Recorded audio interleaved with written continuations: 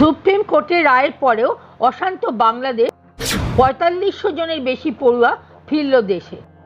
রবিবার বাংলাদেশের সুপ্রিম কোর্টের রায়ের জন্য সব পক্ষই অপেক্ষা করছিলেন। সুপ্রিম কোর্ট কোটা চালু রাখলেন, কিন্তু তা অনেকটাই কমিয়ে দিলেন।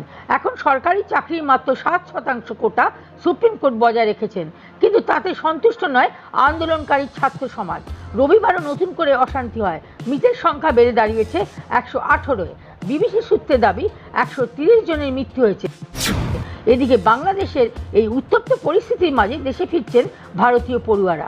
কেন্দ্রীয় সরকারের তরফে জানানো হচ্ছে ৪৫০০-রও বেশি ভারতীয় বাংলাদেশ থেকে ফিরে এসেছেন।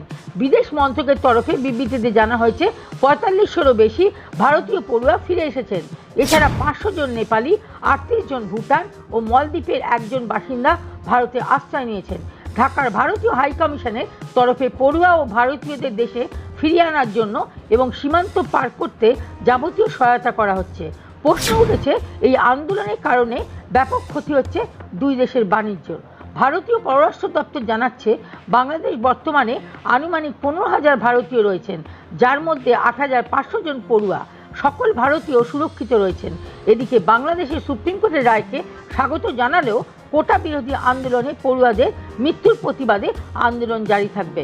রবিবার যাত্রাবাড়ি, বসুন্ধরা, রামপুরা সহ ঢাকার বেশ কয়েকটি জায়গায় দফায় দফায় সংঘর্ষ, গুলি চলার খবর মিলছে। শুক্রবার থেকে এখনো পর্যন্ত জারি রয়েছে কারফিউ। চিন্তার ভাঁজ পড়েছে ভারতীয়দের কপালে।